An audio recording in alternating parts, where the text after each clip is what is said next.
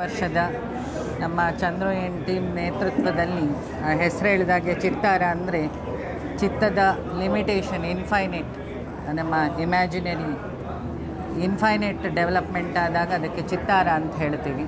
ಕನ್ನಡದಲ್ಲಿ ಅದಕ್ಕೆ ರಂಗೋಲಿ ಅನ್ನೋ ಹೆಸರು ಇದೆ. ಸೊ ಈ ಬಣ್ಣದ ಲೋಕದಲ್ಲಿ ಎಲ್ಲರನ್ನು ಗುರುತಿಸಿ ಎಲ್ಲ ಆ್ಯಕ್ಟರ್ಗಳಿಗೆ ಬೆನ್ನು ತಟ್ಟಿದಾಗ ನಮ್ಮ ಭಾಷೆ ಬೆಳೆಯೋಕ್ಕೆ ಮೂಲ ಕಾರಣ ಚಿತ್ರರಂಗ. ಸೊ ಅವರನ್ನು ಬೆಳೆಸೋ ಕೆಲಸ ಆಗ್ತಾಯಿದೆ, ಜೊತೆಗೆ ಅವರನ್ನು ಬೆನ್ನು ತಟ್ಟಿ ಎಲ್ಲರನ್ನೂ ಒಂದುಗೂಡಿಸೋ ಕೆಲಸವೂ ನಡೀತಾ ಇದೆ. ಸೊ ಇಂಥ ಹೊಸ ಹೊಸ ಪ್ರಯೋಗಗಳು ಚಿತ್ತಾರ ಟೀಮಿಂದ ಇನ್ನೂ ಆಗಲಿ ಅಂತ ಹೇಳಿ ಎಲ್ಲ ಭಾಷೆಯವರನ್ನು ಒಟ್ಟು ಮಾಡಲಿ.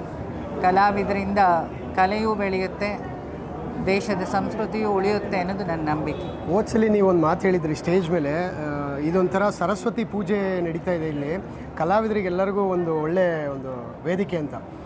ಈ ಪ್ರತಿ ವರ್ಷ 15ನೇ ವರ್ಷದ್ದು ಪ್ರತಿ ವರ್ಷ ಕಲಾವಿದರಿಗೆ ಬೆಂತಟ್ಟುವಂಥ ಕೆಲಸ ಮಾಡ್ಕೊತಾನೆ ಬರ್ತಾ ಇದ್ದಾರೆ ಸರ್. ಈ ಚಿತ್ತಾರ ಇನ್ನೂ ಒಂದಷ್ಟು ವರ್ಷ ಸಂವತ್ಸರಗಳು ಜಾಸ್ತಿ ಆಗಲಿ ಅನ್ನೋದು ನಿಮ್ಮ ಬ್ಲೆಸ್ಸಿಂಗ್. ಸರಸ್ವತಿ ಇರೋ ತನಕ ಸರಸ್ವತಿ ಪೂಜೆ ನಿಲ್ಲಲ್ಲ ಅನ್ಕೊಳ್ತೀನಿ. ಯಾಕಂದರೆ ನೀವು ಈ ಆಧ್ಯಾತ್ಮಿಕ ಇದ್ರ ಬಿಟ್ಟು ಈ ಸಿನಿಮಾನ ನೋಡ್ತೀರಾ ಸರ್? ಶ್ರೀನಿವಾಸ ಕಲ್ಯಾಣ, ರಾಮಾಯಣ ಎಲ್ಲ ಇವತ್ತು ಉಳಿದಿದೆ ಅಂದರೆ ಅದು ಸಿನಿಮಾ ಇಂಡಸ್ಟ್ರಿಯಿಂದ ಅನ್ಕೊಳ್ತೀನಿ. ಆ ಸಿನಿಮಾ ನೋಡಿ ನಿಮಗೆ ಯಾವ ಮಂತ್ರಾಲಯ ಆಗಲಿ, ಸಾಯಿಬಾಬಾ ಆಗಲಿ, ಸೊ ಕಲೆಯನ್ನು ಬ್ರಾಡ್ ಆಗಿ ನೋಡಿದಾಗ ಅದೇ ಆಧ್ಯಾತ್ಮ.